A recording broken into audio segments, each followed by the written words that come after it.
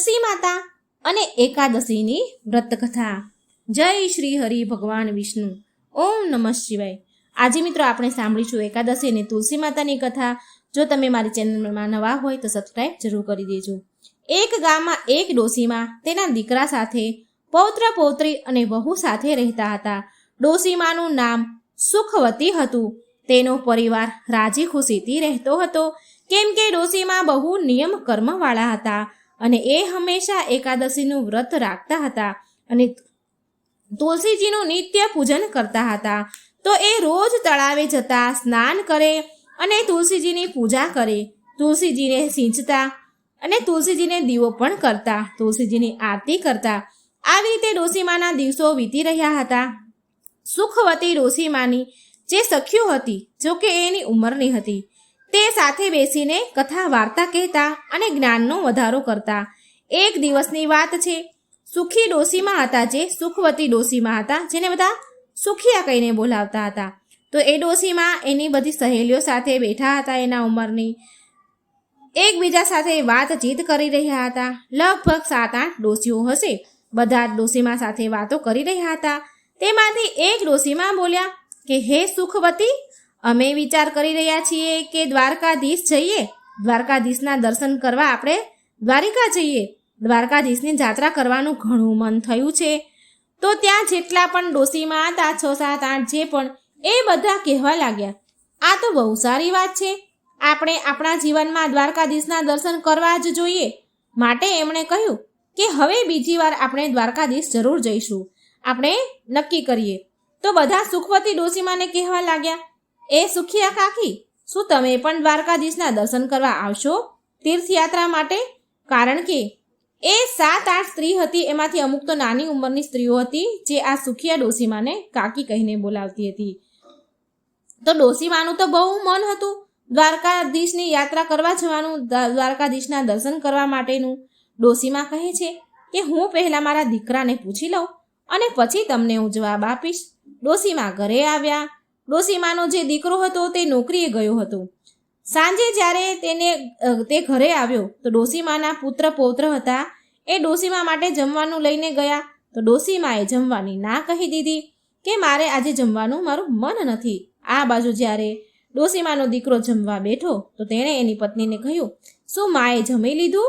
ત્યારે એની પત્ની બોલી, જો તમારી માએ આજે જમવાનું નથી જમ્યા, પાછું મોકલાવી દીધું છે। તમારી માતા કહે છે મારી ખાવાની ઈચ્છા નથી।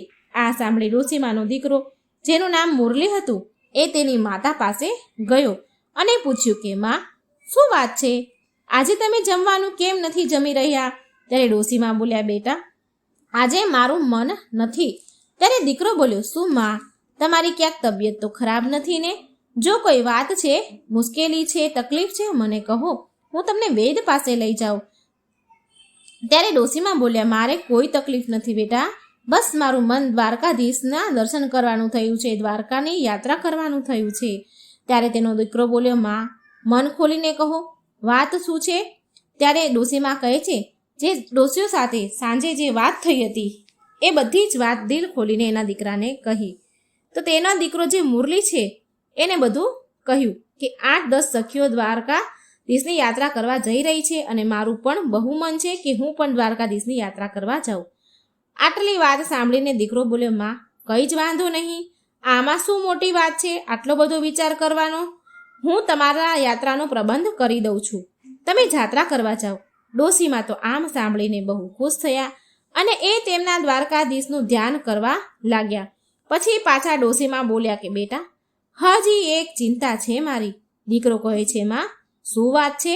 માં બોલ્યા, બેટા જો હું દ્વારકાધીશની યાત્રા કરવા જઈશ તો કમસે કમ 4-5 દિવસ તો લાગી જ જવાના, એટલા દિવસ તો થશે જ। એટલે મારા જે આંગણામાં તુલસી મેં મૂક્યા છે એને કોણ પાણી આપશે, તેની પૂજા પાઠ કોણ કરશે, કોણ એની આરતી ઉતારશે? ત્યારે એનો દીકરો મુરલી બોલ્યો, માં ચિંતા ના કર, આ બધું હું તારી વહુને કહી દઉં છું, એ બધું કરી લેશે, એને હું બધું જ કહી દઈશ, તમારી તુલસીમાની પૂજા પણ એ કરી લેશે। હવે ડોશીમા તો નિશ્ચિત થઈ ગયા, એમને શાંતિ થઈ અને કહેવા લાગ્યા, ઠીક છે બેટા। બીજા દિવસે સવારે ડોશીમા દ્વારકા જવાની તૈયારી કરવા લાગ્યા। ડોશીમાનો દીકરો એની પત્નીને બોલાવે છે અને કહે છે, સાંભળ ભાગ્યવાન, મારી માં. ડોસીમાનો દીકરો કહે છે એની પત્નીને કે માને જાત્રા કરવા જવું છે, દ્વારકાધીશની યાત્રા કરવા જાય છે માં, માટે મારી મા માટે કાજુ બદામના સારા લાડવા બનાવજે, ગુંદર નાખીને લાડવા કરજે, જેથી રસ્તામાં માં ખાઈ શકે એને કોઈ તકલીફ ન થાય. આ સાંભળી ડોસીમાની વહુ વિચાર કરવા લાગી, મને તો એક દિવસ પણ પિયર જવા નથી દેતા, એટલામાં એના કામ બગડી જાય છે. અને હવે જો ડોસી પોતે આરામથી 4-5 દિવસની યાત્રા માટે જઈ રહ્યા છે. ચાલો, યાત્રા માટે જાય છે તો જાય છે, એ તો ઠીક છે. હવે તેની પૂજા પાઠનું કામ પણ માને સોંપી દીધું, મને સોંપીને જઈ રહ્યા છે. વહુ તો ઘણી બડબડી મનમાં ને મનમાં, પણ એ ડોસી સામે કંઈ બોલી શકે નહીં, એના પતિ સામે કંઈ બોલી શકે નહીં. તેના મનમાં ને મનમાં એક એણે ષડયંત્ર રચ્યું. તેણે તેના પતિને તો કહી દીધું કે હું ગુંદર કાજુ બદામના લાડવા બનાવી દઈશ અને ડબ્બામાં ભરીને માજીને આપી દઈશ. દીકરો તો સવારે નોકરી પર ચાલ્યો ગયો અને ડોસીમાની વહુએ એવું કર્યું કે જે આંગણામાં તુલસીનું કુંડું હતું, એ તુલસીમાનું કુંડું હતું જેમાં તુલસી ઉગેલા હતા, તેમાંથી તેણે તુલસીનો છોડ જડમાંથી ઉખાડી દીધો અને જડ સહિત તેણે પિત્તળના ડબ્બામાં મૂકી દીધો અને તેની સાસુના હાથમાં પકડાવી દીધો. સાસુના થેલામાં મૂકીને બોલી કે લો માજી, આમાં ગુંદર કાજુ બદામના લાડવા છે, બનાવ્યા છે, તમે રસ્તામાં ખાતા જજો. ડોસીમાં એના દીકરા વહુને આશીર્વાદ આપે છે, ખૂબ આશીર્વાદ આપે છે. યાત્રા કરવા માટે ચાલતા જવાની તૈયારી કરે છે તો તેના વહુને દીકરાને કહે છે કે તુલસીજીનું ધ્યાન રાખજે. વહુ બોલી, ઠીક છે માજી, તમે ચિંતા ન કરો. ડોસીમાએ તો આશીર્વાદનો વરસાદ વરસાવ્યો. વહુએ તો મને કાજુ બદામના લાડવા બનાવીને આપ્યા.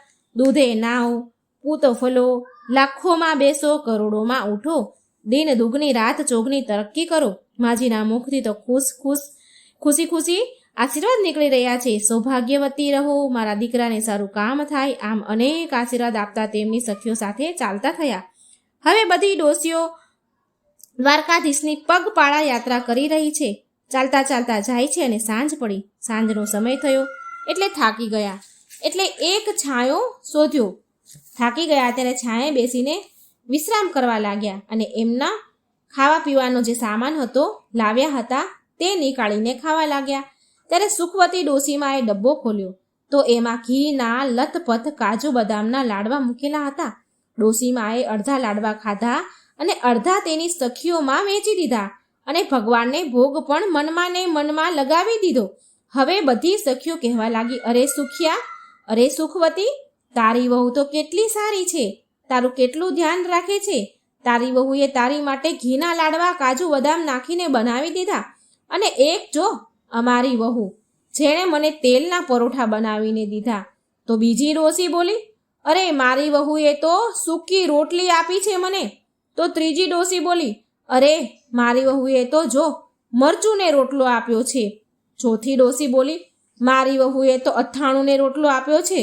અરે સુખવતી, તું તો બહુ ભાગ્યશાળી છો જે તને આવી સારી દીકરો અને વહુ મળ્યા છે. હવે તો સુખવતી ડોસીમાં મનમાં ને વનમાં વહુને દીકરાને 100 આશીર્વાદ આપી રહ્યા છે, કેમ કે આજે એમના મનમાં ગર્વ મહેસૂસ થઈ રહ્યો હતો કે એના દીકરા અને વહુએ એને કેટલી એની ચિંતા છે અને એને વહુ પર બહુ પ્રેમ આવ્યો અને ખૂબ આશીર્વાદ આપી રહ્યા હતા અને ભગવાન દ્વારકાધીશના ગુણગાન ગાઈ રહ્યા હતા, તુલસીમાને યાદ કરી રહ્યા હતા. ચાલતા ચાલતા એ બધી સખીઓ દ્વારિકા પહોંચી. દ્વારકા પહોંચે છે તો સાંજનો સમય થઈ રહ્યો હતો. સાંજનો સમય હોવાના કારણે ત્યાં બહુ જ લાંબી ભીડ હતી, લાઈનો હતી, બહુ ભીડ હતી દર્શન માટે. તો ડોસીમાં મનમાં ને મનમાં વિચાર કરવા લાગ્યા, આંખ બંધ કરીને કે હે પ્રભુ, આટલી બધી ભીડ છે, જો મને તમારા દર્શન ન થયા અને પટ્ટબંધ થઈ ગયા તો મારું અહીં આવવાનું બેકાર થઈ જશે. માંડ તો હું અહીં આવી છું. ત્યારે મનમાં દ્વારકાધીશને યાદ કરે છે, મનમાં ને મનમાં પ્રાર્થના કરી રહ્યા હતા, હે પ્રભુ, એકવાર જીવનમાં મને દર્શન આપી દો. હું બહુ દૂરથી તમારા દર્શને આવી છું, પગપાળા આવી છું. હે પ્રભુ, હું તમારા દર્શનની તરસી છું. હવે ડોસીમાની આંખ ખુલી તો એમણે જોયું તો ચમત્કાર થઈ ગયો. એ તો લાઈનમાં પહેલા સૌથી છેલ્લે હતા, પણ જેવી આંખ ખોલી તો સૌથી પહેલા ઊભા છે અને સામે દ્વારકાધીશ દેખાઈ રહ્યા છે. દ્વારકાધીશના દર્શન થઈ રહ્યા છે. ડોસીમાના ખુશીનું ઠેકાણું ન રહ્યું. એ તો ઘડીક હેરાન રહી ગયા કે એ તો લાઈનમાં સૌથી પાછળ હતા અને હવે તો સૌથી આગળ આવી ગયા છે. પૂજારીજી બધાને પ્રસાદ ચડાવી રહ્યા હતા. હવે ડોસીમાએ એનો ડબ્બો ખોલીને જોયું તો એમાં એક લાડવો અને એક તુલસીપત્ર હતું. હવે ડોસીમાએ એક લાડવો અને તુલસીપત્ર દ્વારકાધીશને ચડાવવા માટે પૂજારીને આપી દીધું. પછી મનમાં ડોસીમા વિચાર કરવા લાગ્યા કે હે પ્રભુ, અહીં તો એકથી એક અમીર શેઠ આવેલા છે, મોંઘી મોંઘી મીઠાઈઓ લાવ્યા છે, પણ મારી મીઠાઈનો ક્યાં નંબર આવશે અને દ્વારકાધીશ મારી મીઠાઈનો ભોગ ખાશે. હવે એ મનમાં ને મનમાં ભગવાનને યાદ કરી રહ્યા હતા કે દ્વારકાધીશ મારા લાડુનો ભોગ સ્વીકાર કરો અને મને જ્ઞાન કરો, ધન્ય કરો. હવે ડોસીમાએ આંખો ખોલી તો એની આંખો આશ્ચર્યથી ભરાઈ ગઈ. કેમ કે દ્વારકાધીશના હાથમાં જે લાડવો હતો એ જ લાડવો હતો જે ડોસીમાએ ભોગ લગાવવા માટે પૂજારીજીને આપ્યો હતો અને એ જ તુલસીપત્ર હતું જે ઠાકોરજીના હાથમાં હતું. આ જોઈ સુખિયા ડોસી તો બહુ ખુશ થઈ ગયા, ગદગદ થઈ ગયા. આંખમાં એને આંસુ આવી ગયા કે પ્રભુએ મારો ભોગ સ્વીકાર કરી લીધો. ત્યારે જે દ્વારકાધીશના જે પૂજારી હતા તે બધાને પ્રસાદ આપી રહ્યા હતા તો તેમણે ડોસીમાને પણ પ્રસાદ આપ્યો. ડોસીમાએ એ પ્રસાદ એના પાલવમાં બાંધી લીધો અને હાથ જોડીને પગે લાગ્યા. પછી પ્રસાદ લઈને વિચારવા લાગ્યા કે આ પ્રસાદ હું ઘરે જઈને જ ખાઈશ. મારા વહુ, દીકરા, પૌત્ર પૌત્રી સાથે આ પ્રસાદ ખાઈશ, કારણ કે આ દ્વારકાધીશનો આશીર્વાદ છે. આમ વિચારીને તેણે પિત્તળના ડબ્બામાં એ પ્રસાદ મૂકી દીધો જે પૂજારીજીએ આપ્યો હતો. પછી એ પ્રસાદ લઈ મંદિરની બહાર આવી ગયા અને તેમની સખીઓની વાટ જોવા લાગ્યા. ઘણી વાર પછી એની સખીઓ આવી અને કહેવા લાગી, અરે બહુ ગભરામણ થવા લાગી, બહુ જ ભીડ હતી અંદર, તો અમને તો સરખી રીતે દર્શન પણ ન થયા. દ્વારકાધીશના મંદિરે આટલું ચાલીને આવ્યા પણ ધક્કા મૂકી થઈ પણ હરખા દર્શન ન થયા. કોઈ બોલ્યું કે અમને તો થોડા થોડા દર્શન થયા, બહુ ભીડ હતી. બધા એની પરેશાની સંભળાવી રહ્યા હતા. તો સખિયા ડોસીમાં ખૂબ મનમાં ખુશ થઈ રહ્યા હતા અને હસી રહ્યા હતા. એ ડોસીમાં કહેવા લાગ્યા કે મને તો દ્વારકાધીશના બહુ સારા દર્શન થયા, મારો તો ભગવાને પ્રસાદ પણ ગ્રહણ કર્યો. આવી રીતે બધી સખીઓ દ્વારકાધીશના યાત્રા કરી તેમના દર્શન ઘરે પાછી આવી. ઘરે પહોંચી તો સુખિયા ડોસીમાએ બહાર ઊભા દીકરાને અવાજ આપ્યો. તેનો દીકરો અંદરથી બહાર આવ્યો અને પગે લાગ્યો. દીકરાને ડોસીમાએ બહુ આશીર્વાદ આપ્યા કે જુગ જુગ જીવો મારા લાલ, મારી યાત્રા સફળ થઈ. પછી ડોસીમા બોલ્યા કે બેટા, વહુ ક્યાં છે? દેખાઈ નથી રહી, ક્યાં ગઈ? દીકરો હાથમાં પાણીને ગ્લાસ લઈને ઊભો છે કે માં આ લ્યો પાણી પીઓ અને શાંતિથી બેસી જાઓ. પાણી લઈને જ્યારે દીકરો ઊભો હતો તો ડોસીમા પૂછે છે કે બેટા, વહુ ક્યાં ગઈ? ત્યારે દીકરો બોલ્યો, માં મેં એને ઘરેથી નીકાળી દીધી. માં બોલ્યા, કેમ બેટા, આ તે શું કર્યું? આ તે તો તે અનર્થ કરી દીધું. મારા ગયા પછી એટલું બધું તે શું થઈ ગયું? મારા 4-5 દિવસની યાત્રામાં ગઈ કે ત્યાં પાછળથી તે વહુને કાઢી મૂકી, એવું તે શું થયું? તે મારી વહુને કેમ નીકાળી દીધી? મારી વહુ તો બહુ સારી છે, ગુણવાન છે. ત્યારે એનો દીકરો કહે છે કે જે તારી વહુ છે ને એણે તારી સાથે બહુ મોટું છળ કપટ કર્યું છે માં. મેં એને ગુંદ કાજુ બદામના લાડવા બનાવવા માટે કહ્યું હતું કે મારી માં યાત્રા કરવા જાય છે અને એવું તે મારી માં યાત્રા કરવા જાય છે તો માં ખબર છે એણે શું કર્યું કે તેણે આંગણામાં જે તે તુલસી ઉગાડી હતી તે ઉખાડીને પિત્તળના ડબ્બામાં ભરી દીધી. માં એણે આવું કામ કર્યું છે અને એ તુલસી ડબ્બામાં ભરીને તને આપી દીધા. એણે કોઈ લાડુ નથી બનાવ્યા. આ સાંભળી ડોસી બોલ્યા, બેટા મેં તો ડબ્બામાં તો લાડવા જ જોયા. મેં ડબ્બો જ્યારે ખોલીને જોયું ને તો એમાં કાજુ બદામના જ લાડવા હતા અને એ લાડવા મેં ખાધા, મારી સખીઓને પણ ખવડાવ્યા અને એમાંથી ભગવાનને ભોગ પણ ધરાયો. તો દીકરો બોલ્યો, નહીં માં, તારી વહુએ આ ષડયંત્ર રચ્યું હતું. જ્યારે મેં તેને તુલસીજીની પૂજા માટે કહ્યું તો આંગણામાં તુલસી હતા જ નહીં. તો મેં એને થોડા કડક શબ્દોમાં કહ્યું તો એણે મને બધી વાત કરી કે તેણે ઈર્ષામાં આવીને વિચાર્યું કે માં તો યાત્રા કરવા જાય છે અને મને તો 2 દિવસ પણ પિયર જવા નથી દેતા, માટે તેણે તુલસીને ઉખાડીને તમારા ડબ્બામાં ભરી દીધા. એણે કોઈ લાડુ નહોતા બનાવ્યા. હવે ડોસીમાં બોલ્યા કે બેટા કંઈ જ વાંધો નહીં, જો વહુએ આવું કર્યું છે તો એની ભૂલ તો છે, પણ એના કારણે જ મને દ્વારકાધીશના દર્શન થયા છે બેટા.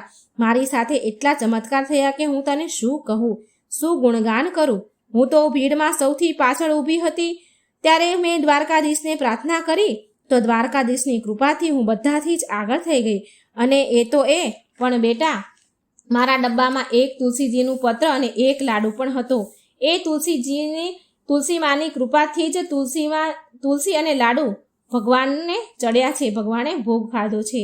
તુલસી માની કૃપાથી જ એ તુલસી જે વહુએ મૂકી હતી એ લાડુમાં બદલાઈ ગઈ હતી. અને એક પાન, તુલસીનું પાન ભગવાને મારા માટે એટલા માટે છોડ્યું હતું કે હું ભગવાનને ભોગ લગાવું, કેમ કે ઠાકોરજીને તુલસી વિના તો ભોગ લગાવવામાં નથી આવતો.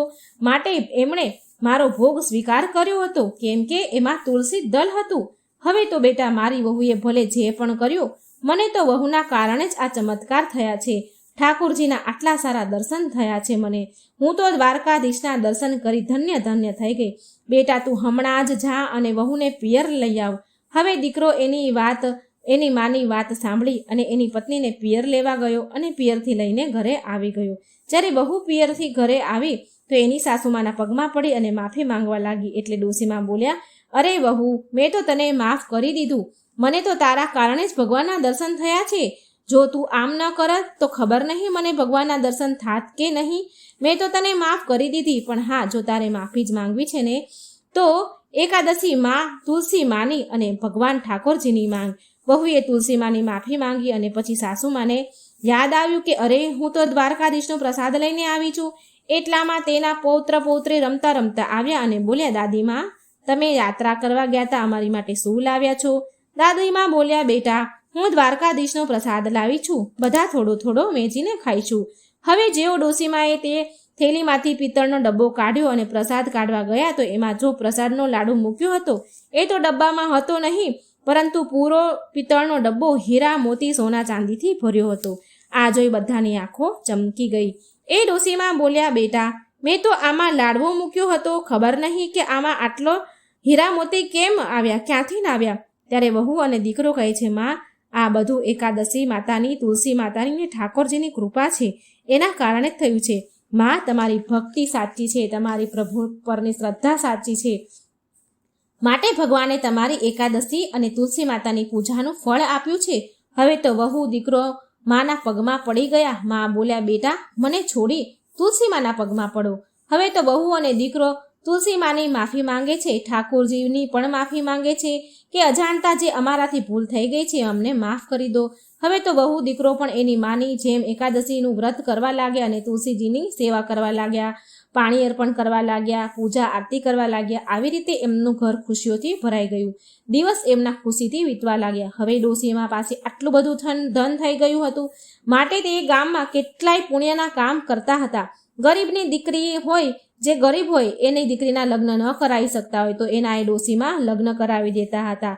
જેવો પણ કોઈ ગામમાં ગરીબ મળે, ગરીબ વ્યક્તિ કે જે એના વિવાહ નથી કરાવી શકતા એના દીકરીના, એમાં એ ધન ખર્ચતા, એ કન્યાના વિવાહ કરાવી દેતા એ ડોશીમાં. ગામમાં કૂવા, તલાવડી બનાવવા, દવાખાના બનાવ્યા, સ્કૂલ બનાવી, ધર્મશાળા બનાવી. આ બધા પૈસા દાનમાં બધા પૈસા વાપર્યા. જેટલું ધન એ દાનમાં વાપરે એટલું બમણું એનાથી ધન એના ઘરમાં આવતું. ડોશીમાં જ્યાં સુધી જીવતા ત્યાં સુધી તેમણે તુલસીમાની પૂજા ન છોડી, જીવતા એકાદશી વ્રત ન છોડ્યા. હંમેશા એ એકાદશી વ્રત કરતા અને તુલસીજીને સિંચતા હતા, કારણ કે ડોશીમાને નાનપણથી તુલસીજીની પૂજા કરવાની આ ટેવ હતી. હંમેશા તુલસીજીની પૂજા એ કરતા હતા અને મર્યા બાદ પણ તુલસીમાં અને એકાદશી માની કૃપાથી, ઠાકોરજીની કૃપાથી તેમને મોક્ષની પ્રાપ્તિ થઈ ગઈ. વહુ અને દીકરો પણ સારું જીવન જીવવા લાગ્યા, ખૂબ શાંતિથી જીવવા લાગ્યા. હે તુલસી માતા, હે એકાદશી માતા, હે દ્વારિકાધીશ, હે ભગવાન વિષ્ણુ, જેવા તમે ડોશીમા ઉપર કૃપા કરી એવી કૃપા આ કથા વાર્તા સાંભળે, હોકારો ભરે, કહે એ બધા ઉપર તમારી કૃપા દ્રષ્ટિ વરસાવજો. બોલો તુલસી માતાની જય, બોલો એકાદશી માતાની જય, બોલો વિષ્ણુ ભગવાનની જય, લક્ષ્મી માની જય. મિત્રો, વિડીયો સારો લાગે તો લાઈક અને શેર કરવાનું ભૂલશો નહીં. ચેનલને સબસ્ક્રાઈબ જરૂર કરી દેજો. જય શ્રી કૃષ્ણ. રાધે રાધે. Thank you.